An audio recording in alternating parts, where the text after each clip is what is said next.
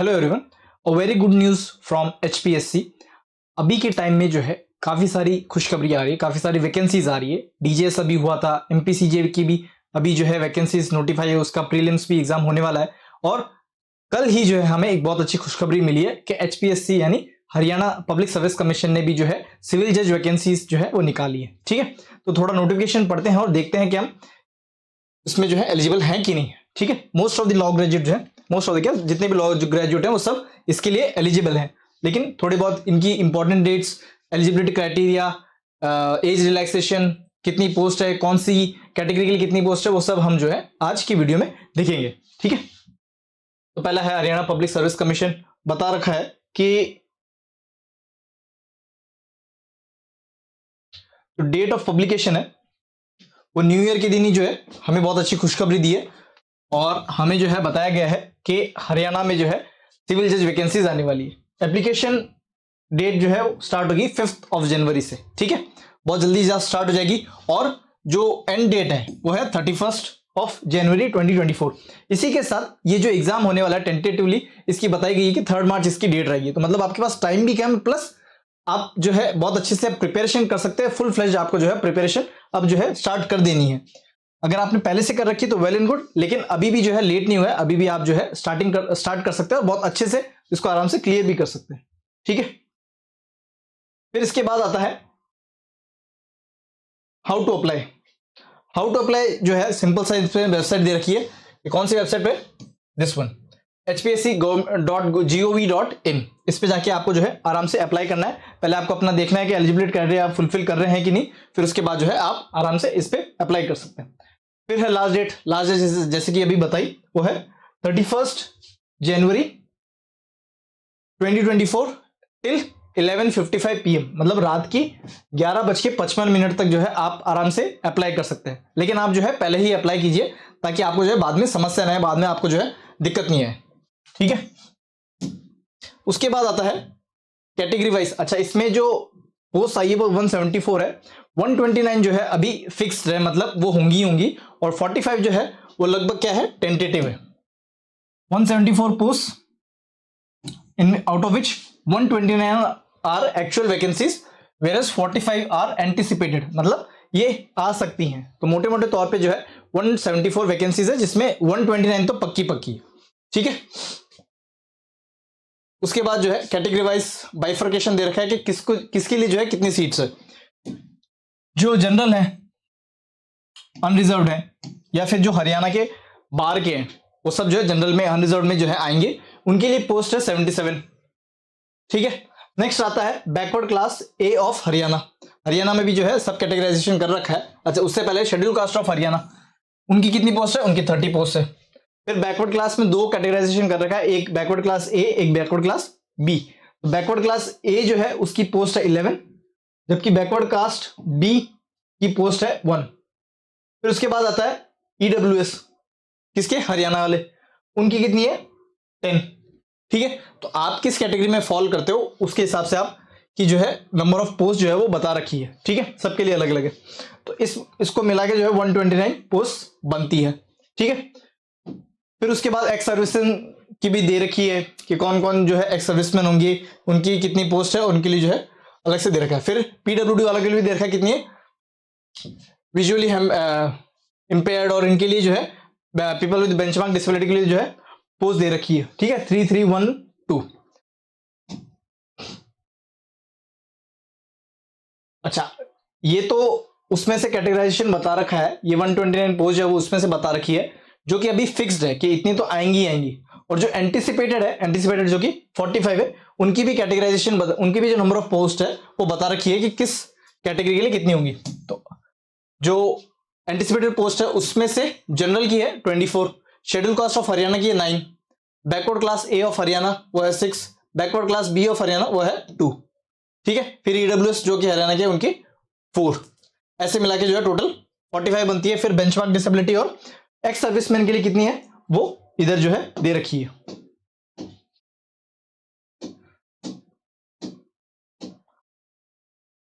अच्छा, स्टेजेस बता रखी है। स्टेजेस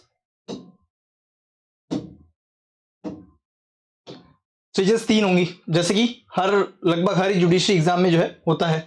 पहली होगी प्री, जिसमें ऑब्जेक्टिव बेस्ड क्वेश्चन आएंगे, फिर होगी मेंस जिसमें जो है सब्जेक्टिव बेस्ड क्वेश्चन आएंगे, और फिर लास्ट होगा वाइवा वॉस यानी इंटरव्यू। ठीक है, तो प्रीलिमिनरी जो है वो होगा 3 मार्च 2024। ये टेंटेटिवली है, लेकिन फिर भी जो है आप इसी को मान के चलिए कि इसी दिन जो है आपका एग्जाम होना है, और इसी के अकॉर्डेंस में आप जो है अपनी प्रिपरेशन करें। ठीक है, आप इसमें मत रहिएगा कि बाद में हो जाएगी, आगे शिफ्ट हो जाएगी। शिफ्ट होने के चांसेस हो सकते हैं, लेकिन आप मोटे मोटे तौर पे यही मान के चलें कि 3 मार्च 2024 को ही जो है एग्जाम होगा। फिर होगा मेन रिटन एग्जाम, जो कि प्रोबेबली जो है, जिसकी प्रोबेबिलिटी है वो होगा जून जुलाई में। ठीक है, तो मतलब मोटे मोटे तौर में आज के टाइम से अगर काउंट करें तो मेन एग्जाम लिखने के लिए अभी जो है 6 महीने बाकी है। ठीक है, तो उसमें भी आराम से आप अच्छे से प्रिपेयर कर सकते हो, प्री क्लियर कर सकते हो।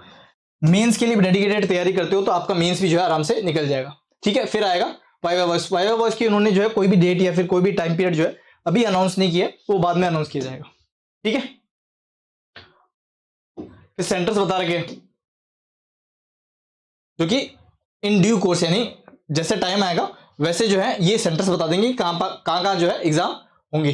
ठीक है, फिर आता प्लान ऑफ एग्जाम। अब इसमें प्री का जो है बता रखा है पूरा कि कैसे कैसे क्वेश्चंस आएंगे, क्या क्या मार्किंग रहेगी, क्या पैटर्न रहेगा, कितने टाइम में जो है क्वेश्चंस पूरे कंप्लीट करने हैं। ठीक है, तो ये पहला तो होगा ऑब्जेक्टिव टाइप। ठीक है, उसके बाद जो है हो गए 125 क्वेश्चंस। 125 क्वेश्चंस होगा, टाइम होगा 2 आवर्स। तो 125 questions, time 2 hours. 1 question correct करोगे तो 4 मार्क्स मिलेंगे, और 1 क्वेश्चन गलत करोगे, 1 क्वेश्चन रॉन्ग करोगे तो आपको डिडक्ट हो जाएंगे 0.8। ठीक है, और 1/5 मार्क विल बी डिडक्टेड। अच्छा, इस बार ये जो है एक नया पैटर्न के तौर पे आया कि इसमें आपको जो है 5 ऑप्शंस मिलेंगे, 4 ऑप्शंस नहीं मिलेंगे, जैसे कि आरपीएससी के एग्जाम्स में आजकल होने लग गया है। ठीक है, तो आपको जो है जैसे एक क्वेश्चन है उसमें 5 ऑप्शंस है, आपको उस क्वेश्चन का जो है आंसर आता है, तो आपको मान लो कि उसका करेक्ट आंसर ए है तो आपको ए मार्क करना है। लेकिन बाई चांस मान लो कि आपको नहीं आता है, उस क्वेश्चन में आपको क्या करना है, उस क्वेश्चन में आपको जो है जो गैप होगा या फिर जो डॉट होगा वो फुल करना पड़ेगा, क्योंकि आपको आता नहीं, इसलिए आप उसमें जो है ई मार्क करेंगे। ठीक है, ये नया पैटर्न आया है और इसमें जो है आपको करना पड़ेगा, नहीं तो अगर आप मार्क कोई भी जो है उसमें गैप फिल नहीं करते हैं तो उसमें जो है आपके मार्क्स डिडक्ट किए जाएंगे। प्लस अगर आप 10% या फिर 13 क्वेश्चन जो है वो अगर आप फुल नहीं करते हैं या फिर उनका गैप जो है उनको ब्लैक एंड नहीं करते हैं तो आपको जो है डिस्क्वालीफाई भी कर दिया जाएगा। 5 ऑप्शंस होंगे A B C D E। ठीक है, if a candidate is attempting a question he shall have to darken the appropriate circle. मतलब आपको अगर आंसर आता है A B C D, in 4 option में से अगर आपको आंसर आता है तो आपको वो डॉट जो है वो ब्लैक एंड करना है या फिर उसको जो है कलर करना है। अगर आपको वो क्वेश्चन नहीं आता तो आपको जो है इस केस में जो है ई सर्कल को, जो 5th वाला सर्कल होगा उसको डार्कन करना है। ठीक है, अगर आप कोई भी if none of the 5 circle से डार्कन 1/5, मतलब अगर आपने कोई भी सर्कल एक क्वेश्चन का डार्कन नहीं किया है, उसको जो है पेन से फिलअप नहीं किया है, तो आपकी 0.8 जो है मार्क्स काट ली जाएंगे, डिडक्ट कर ली जाएंगे। ठीक है, सिलेबस के बारे में बता रखा है कि सिलेबस वही होगा जो कि मेंस के एग्जाम के लिए। अब सिलेबस के बारे में भी जो हम नीचे डिस्कस करेंगे। इसके अलावा ये भी जानना जरूरी है, any candidate not darkening any of the 5 circles in more than 10 questions shall be disqualified. मतलब 125 का लगभग मोटे तौर पे 10% होता है 13 क्वेश्चंस। अगर आप 13 क्वेश्चंस खाली छोड़ देते हो, मतलब उनमें से 5 सर्कल्स में से आप कोई भी डार्कन नहीं करते हो, तो आपको जो है डिस्क्वालीफाई इस एग्जाम से कर दिया जाएगा। ठीक है, तो इस चीज का जो है खास तौर पे ध्यान रखें। अब इसमें जो है प्री का जो है एक ब्रॉड सिलेबस जो है इसमें दे रखा है कि ब्रॉड सिलेबस में क्या क्या आएगा। The candidate shall be expected to have a general and basic overview of the main subjects and also the ability to answer questions on current events of national and international importance। मतलब current affairs जो है इसमें आएंगे, ना सिर्फ national level के बल्कि international level के। और करंट अफेयर्स हमें पता है कि जुडिशरी वालों के जो है थोड़ा एक तंग हाथ रहता है, लेकिन आपको जो है करंट अफेयर्स पे जो है अच्छी पकड़ बनानी है। और अभी भी अगर आप ढंग से करें तो आराम से आप करंट अफेयर्स जो है 3 महीने में आराम से आप जो है कवर कर सकते हैं। ठीक है, उसके बाद Indian legal and constitutional history, constitution कैसे जो है आया, कॉन्स्टिट्यूशन के पीछे हिस्ट्री क्या थी, पहली बार कॉन्स्टिट्यूशन कैसे ड्राफ्ट किया गया, इंपॉर्टेंट डेट्स क्या रही थी, कौन कौन सी कमिटीज बनी थी, उनके चेयरमैन कौन थे, ये ऐसे क्वेश्चंस भी जो है आपको देखने को मिल सकते हैं, ठीक है। And governance, the candidate shall be tested for his analytical skill and reasoning, ये बोल रहा, इसके बाद ये बोला गया कि जो ग्रेजुएट लेवल के क्वेश्चंस है ये ग्रेजुएट जो है आराम से सॉल्व कर सकता है, वैसे जो है क्वेश्चंस इसमें आएंगे, ठीक है। और कहीं से भी यही नहीं माना जाए कि प्री में अगर आपने क्लियर कर लिया तो आपको सेलेक्ट हो जाएगा। प्री सिर्फ जो है एक स्क्रीनिंग टेस्ट है, ठीक है। और इसमें जो है कितने, the object of preliminary examination is to shortlist candidates for the main examination, no candidate shall be allowed to appear in the mains examination unless he और शी सिक्योर्स 150 मार्क्स। 150 मार्क्स तो मिनिमम आपको लाने ही है, नहीं तो आप अगली stage यानी कि मेंस वाली स्टेज पे जो आप आराम जा नहीं पाओगे, ठीक है। Read 100 marks for all reserve categories excluding EWS category, मतलब ये है कि जो अभी हमने कैटेगरीज देखी थी एससीज वाली या फिर ओबीसीज वाली, क्लास ए क्लास बी वाली, उनको लाने हैं 100 मार्क्स, बाकी जनरल हो गए और ईडब्ल्यूएस हो गए उनको लाने 150 मार्क्स, मिनिमम इतने तो लाने ही है, तभी जाके जो है आप नेक्स्ट स्टेज यानी कि मेंस एग्जाम की स्टेज पे जो है आप पहुंच पाओगे, ठीक है। और कैंडिडेट्स कितने सेलेक्ट होंगे, कैंडिडेट्स इक्वल टू 10 टाइम्स,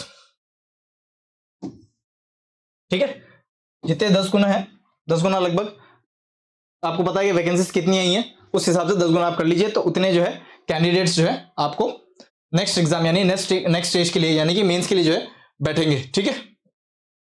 अच्छा, किसी दो जनों के जो आखिरी में नीचे रैंक पे है, मतलब कट ऑफ से जस्ट ऊपर आए हैं या फिर कट ऑफ जस्ट क्लियर की उन्होंने, और दो बंदों के नंबर जो है बराबर हैं, तो उन दोनों बंदों को भी जो है लिया जाएगा, ये लिखा हुआ है यहाँ पे, ठीक है। इसके अलावा जो है डॉक्यूमेंट्स तुम्हें बता रखे हैं, डॉक्यूमेंट्स जो है क्या क्या लेने हैं, जो भी डॉक्यूमेंट्स होंगे वो आपको जो है इसमें लगाने पड़ेंगे। अच्छा, अब कईयों के ये क्वेश्चन हो रहा होगा कि नए जो हैं लॉज जो है पास हो चुके हैं एविडेंस एक्ट को लेके या फिर सीआरपीसी को लेके, तो इस एग्जाम में नए लॉज आएंगे या फिर जो पुराने लॉज है वही आएंगे। तो इसमें गुड न्यूज ये है कि आपने जो पहले से पढ़ रखे हैं CrPC, old evidence, old IPC, वो जो है सब इसमें आएंगे। अभी जो है आपको उन पे ज्यादा फोकस करने की जरूरत है, ठीक है। अभी के जो एग्जाम आएंगे, जब नए वाले लॉज आएंगे उसमें भी जो है आपको बता दिया जाएगा, ठीक है। लेकिन अभी के लिए जो है आपको सीआरपीसी, पुरानी वाली आईपीसी, एविडेंस, ये सब जो है पुराने एक्ट जो है उन्हीं को कवर करना है, उन्हीं को जो है आपको पढ़ना है, ठीक है।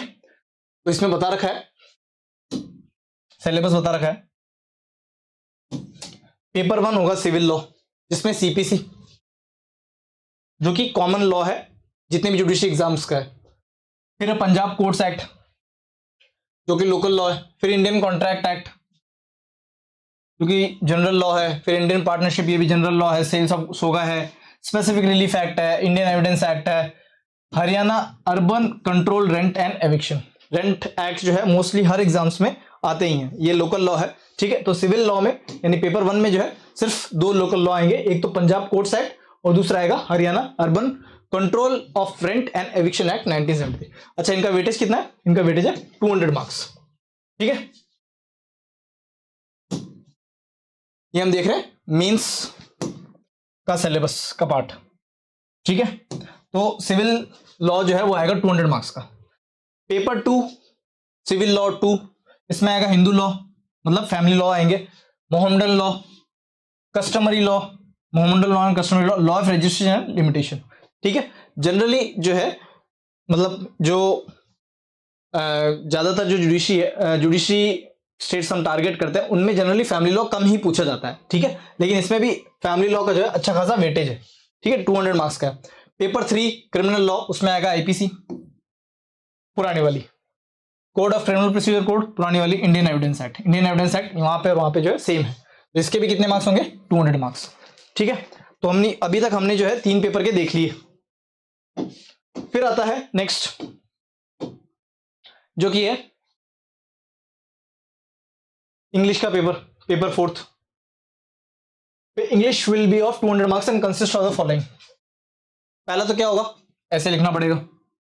ऐसे के लिए आप कैसे तैयारी कर सकते हैं, ऐसे के लिए जो भी इंपॉर्टेंट टॉपिक्स है, चाहे फिलोसफिकल हो, चाहे करंट अफेयर्स से रिलेटेड हो, चाहे सोसाइटी से रिलेटेड हो, उनकी आप जो है प्रैक्टिस पहले से ही स्टार्ट कर दे, ताकि आपको जो है इन दी एंड जो है बहुत ज्यादा बर्डन नहीं लगे, प्लस आप जो है बहुत अच्छा क्रिएटिविटी दिखा सके, प्लस आप अपनी जो थॉट प्रोसेस है उसको क्लियर और कंसाइज वे में जो है आप आराम से उसमें लिख सके, जाकि सामने वाला भी जो पढ़े उसको ऐसे को उसको भी जो है पढ़ते हुए मजे आए कि आपने जो है कितना अच्छा ऐसा ऐसे लिखा है। ठीक है, फिर होगा प्रेसी, फिर words and phrases, make sentences of the given words and phrases, आपको वर्ड्स और फ्रेजेस देंगे, उनसे आपको जो है सेंटेंस बनाना है। ठीक है, फिर आता है कॉम्प्रिहेंशन और फिर करेक्शंस।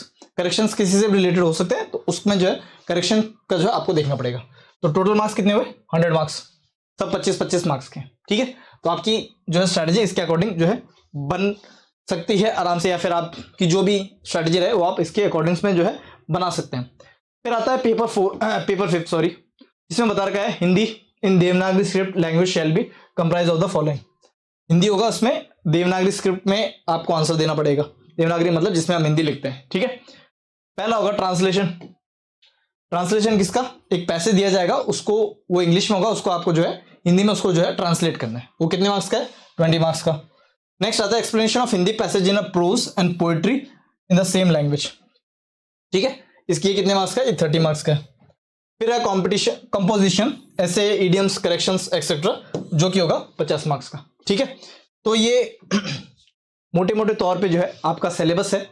इसमें लॉ का भी दे रखा है, इसमें लैंग्वेज पेपर भी दे रखा है, इसमें इंग्लिश भी दे रखा है। ठीक है, तो आप इसके अकॉर्डिंग्स में जो है आप प्रीवियस ईयर पेपर्स देखे, प्रीवियस ईयर कट ऑफ देखे, लगभग जो है ज्यादा चेंज नहीं होती है, तो आप उसके अकॉर्डिंग्स में जो है अपनी स्ट्रेटेजी बना सकते हैं मेंस एग्जाम के लिए भी। ठीक है, और जैसे कि बताया मेन रिटन एग्जाम जो है सब्जेक्टिव होगा।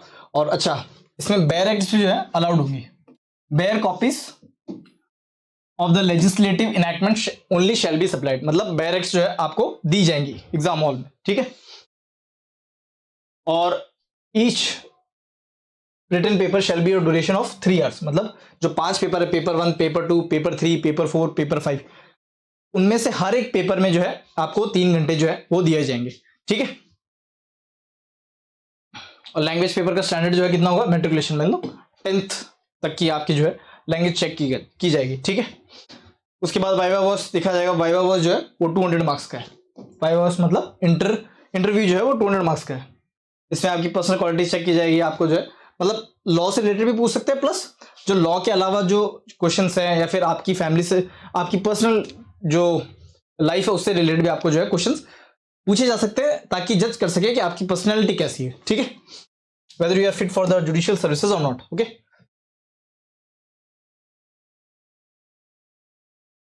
अच्छा, इसमें हर एक रिटर्न पेपर में जो है no candidate shall be credited with any marks in any written paper unless he और she obtains at least 30% marks in it. ठीक है, मिनिमम आपको 30% मार्क्स तो लाने ही पड़ेंगे, उसी के बाद जो है आपको उस पेपर के मार्क्स दिए जाएंगे। ठीक है, तो मिनिमम 30% तो आपको लाने ही लाने हैं। No candidate shall be called for viva test unless he or she obtains at least 50% qualifying marks in the aggregate of all written papers। जितने भी रिटर्न पेपर्स है, जैसे कि अभी हमने देखे 5 रिटर्न पेपर है, तो उनका ग्रैंड टोटल बनता है 900, तो 900 का आपको जो है 50% जो है मिनिमम लाना ही पड़ेगा। तो लिखा हुआ है no candidate shall be called for viva voce until he और she obtains at least 50% qualifying marks in the aggregate of all the written papers. Aggregate बनता है 900, तो उसका 50% आपको लाना पड़ेगा, तभी जाके आपको इंटरव्यू के लिए या फिर वाइवा वॉइस के लिए जो है बुलाया जाएगा। However candidates belonging to schedule caste, schedule tribes, backward classes, persons with benchmark disability and ex serviceman but not dependent of ESM and EWS category, the qualifying marks will be 45%। जो general है उनके लिए रहेंगे 50%, आपको minimum लाने पड़ेंगे ताकि आप इंटरव्यू के लिए बैठ पाए। वहीं पे जो रिजर्व कैटेगरी है उनके लिए आपको लाने पड़ेंगे 45%। ठीक है, तो इस बारे में भी या इस बात को ध्यान रखते हुए भी जो है आपको आगे प्रोसीड करना है। ठीक है,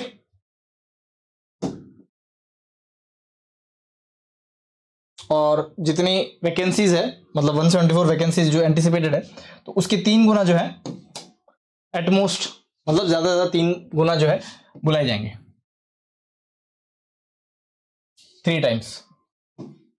ठीक है,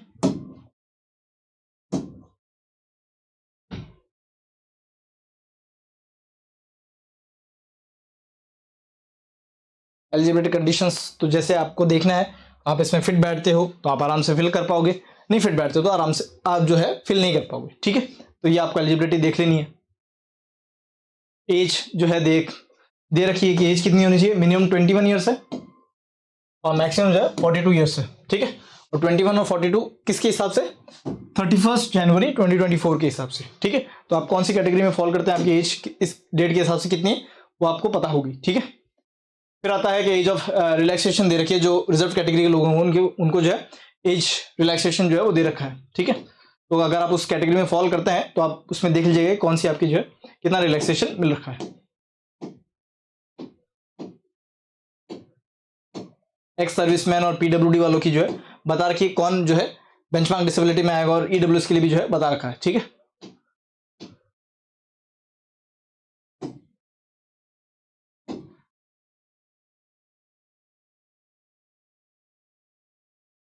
और आपको जो है डिग्री आपके पास जो है होनी चाहिए। The candidate should hold the degree of bachelor of law on or before the closing date for the submission of online application on 31 January 2024। ठीक है, मतलब आपके पास जब 31 जनवरी 2024 एंड होता है तब तक आपके पास बैचलर ऑफ लॉ यानी एलएलबी की डिग्री होनी चाहिए। ठीक है, तो अगर आप 5th ईयर में हैं तो आप जो है ये एग्जाम नहीं दे सकते हैं, तभी दे सकते हैं जब आपके पास उस दिन तक या उस दिन से पहले आपके पास जो है डिग्री हो। और फी बता रखी है, जो मेल कैंडिडेट्स हैं उनके लिए 1000 रुपीज है, और जो फीमेल कैंडिडेट्स हैं उनके लिए है 250 रुपीज। फिर जो रिजर्व कैटेगरी उनके लिए भी बता रखी है कितनी है, 250, और जो पीडब्ल्यूडी है हरियाणा के सिर्फ, ठीक है, बेंचमार्क डिसेबिलिटी वाले, उनके लिए है निल, मतलब कोई रुपए उनके जो है नहीं लगेंगे। और कैसे अप्लाई करना है वो तो वेबसाइट बता दी है, hpsc.gov.in। ठीक है,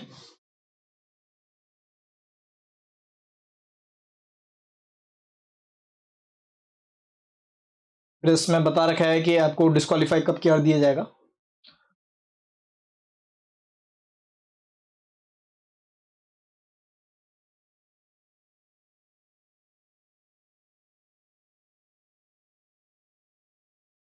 ओके, ठीक है, तो ये जो है नोटिफिकेशन 1 जनवरी 2024 को आई है, बहुत अच्छी खुशखबरी लेके आई है, और बहुत ज़्यादा जो है वैकेंसीज आई है, हर एक कैटेगरी के लिए भी अच्छी खासी वैकेंसीज है। अगर आप आज भी बहुत अच्छे से आज ही भले स्टार्ट करते, अगर आपने पहले स्टार्ट किया तो वेल एंड गुड, बहुत अच्छी बात है, वो आपको वाकई में एज देगी। लेकिन अगर आप आज भी बहुत अच्छी तरीके से हार्डवर्क से करते हैं, बहुत अच्छी तैयारी करते हैं, और एक डेडिकेटेड वे में, डिसिप्लिन वे में अगर आप तैयारी करते हैं तो आप आराम से जो है प्री भी निकाल लेंगे, मेंस भी निकाल लेंगे। ठीक है, और इंटरव्यू भी अगर उसके लिए अच्छे से प्रिपेयर करेंगे तो आप आराम से निकाल लेंगे। अभी भी जो है बहुत आपके पास अच्छा खासा टाइम है, आप जो है उसमें तैयारी करें और आप वाकई में जो है इसमें क्लियर कर पाएंगे, प्री भी, मेंस भी और इंटरव्यू भी। ठीक है, in case you need any help from our side, please let us know in the comment box. Thank you everyone.